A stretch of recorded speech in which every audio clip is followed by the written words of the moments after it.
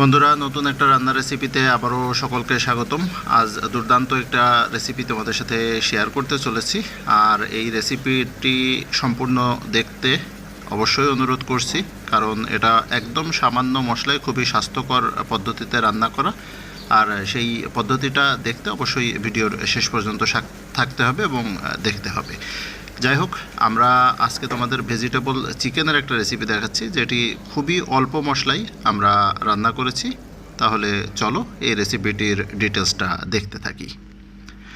প্রথমেই আমরা সাদা তেল বা সয়াবিন তেল পরিমাণ মতো এখানে কড়াইতে দিয়ে নিলাম।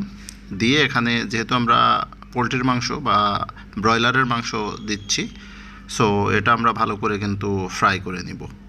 কারণ অনেকেই বলে পোলট্রির মাংস নাকি গন্ধ লাগে, সেই কারণে আমরা এটা ভালো করে ফ্রাই করে নিব, যাতে এর যে গন্ধভাবটা সেটা চলে যায়। মোটামুটি ফ্রাই করার পরে আমরা এখানে পরিমাণ মতো লবণ দিয়ে নিচ্ছি। লবণ দিয়ে তারপরে এটা আবারও আমরা নেড়েচেড়ে ভালো করে ফ্রাই করে নিচ্ছি।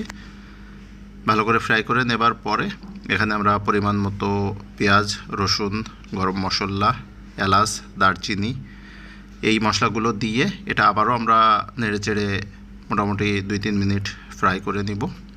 এখানে দিয়ে দিচ্ছি পরিমাণ মতো মরিচ। এটা স্বাদ বুঝে যদি কেউ শুকনো মরিচ ব্যবহার করতে চাই তাহলে সেটা করতে পারে। যেহেতু আমরা কম মশলায় রান্না করব, তাই একটু ফ্লেভার আনার জন্য এখানে আমরা কাঁচা মরিচ ব্যবহার করছি। যাই হোক, তোমরা দেখছো এখানে আমরা এই যে মাংসটা ভালো মতো ভেজে নিয়েছি। এখন এখানে আমরা অ্যাড করে দিচ্ছি আগে থেকে একদম ছোট ছোট কুচি কুচি করে কেটে রাখা পাতাকপিটি। দেখছো এখানে কিভাবে আমরা পাতাকপিটা কেটে নিয়েছি। এই পাতাকপিগুলো আমরা এখন মাংসের সাথে অ্যাড করে দিচ্ছি। মাংসের সাথে দিয়ে এটা আমরা একটু নেড়ে চেড়ে নিব, কারণ এখানে যে পরিমাণটা দেখা যাচ্ছে এই পরিমাণ পাতাকপি কিন্তু থাকবে না। এটা নেড়ে চেড়ে দিলে এটা অবশ্যই অল্প হয়ে যাবে। আর মোটামুটি নেড়ে চেড়ে আমরা এখানে আরও কিছু উপাদান, যেমন হলুদটা অ্যাড করে দিচ্ছি।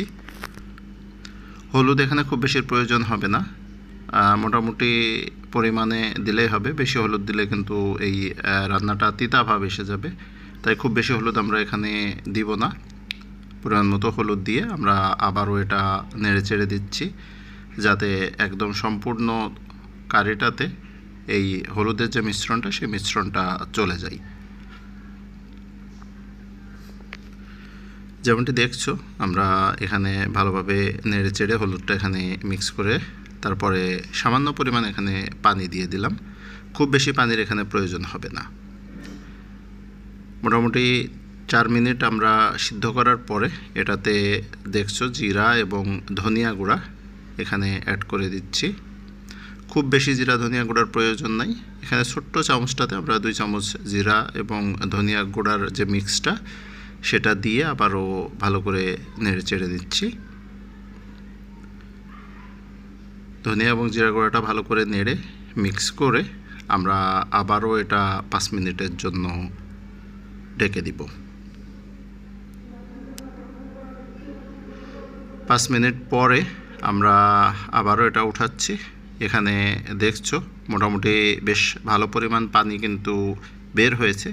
আমরা এত পানি কিন্তু দিয়েছিলাম না, অল্প সামান্য পরিমাণ পানি দিয়েছিলাম। আর যেহেতু এখানে পাতাকপি আছে বা বাঁধাকপি আছে, এটা থেকে কিন্তু বেশ ভালো পরিমাণ পানি ছাড়ে। আমরা এটা আবারও নেড়ে চেড়ে ঢেকে দিয়েছি। আবারও 5 মিনিট পরে আমরা এটা উঠিয়ে আবারও নেড়ে চেড়ে দিব। এখানে দেখছো পানিটা বেশ অনেকখানি টেনে নিয়েছে।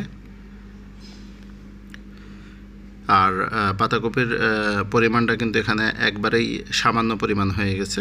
এখন এটা নেড়ে চেড়ে ফাইনালি আমরা আরও 3 মিনিটের জন্য এটা ঢেকে দিচ্ছি। 3 মিনিট পর আমরা এটা আবারও উঠালাম। এখন দেখছো এটা যে পানিটা ছিল সে পানিটা কিন্তু একবারে সম্পূর্ণ টেনে নিয়েছে। এর মাধ্যমে আমাদের যে পাতাকপি এবং চিকেনের যে রেসিপিটি সেই রেসিপিটি আমরা রান্না শেষ করছি। এটা কিন্তু অসম্ভব সুস্বাদু হয়ে থাকে। আর সবথেকে বড় কথা হচ্ছে এটার স্বাস্থ্যগুণ বা উপকারিতা কিন্তু অনেক। আর যেমনটি দেখছো আমরা একবারে সামান্য মশলাই এখানে রান্না করেছি, যে কারণে খুব দ্রুত এই রান্নাটা শেষ করতে পেরেছি এবং অসম্ভব সুন্দর স্বাস্থ্যকর এই রান্নাটা এবং খেতে খুবই সুস্বাদু হয়ে থাকে। যাই হোক, আমরা এই ধরনের অনেক রান্নার রেসিপি আমাদের চ্যানেলটিতে প্রতিনিয়ত আপলোড করছি। সেই রান্নাগুলো দেখে রান্নাগুলো শিখে নেবে আর নিয়মিত আমাদের চ্যানেলটি দেখতে থাকবে। আশা করি সামনে ভিডিওতে আবারও দেখা হবে। ততক্ষণ পর্যন্ত ভালো থাকবে, সুস্থ থাকবে এবং নিয়মিত দেখবে।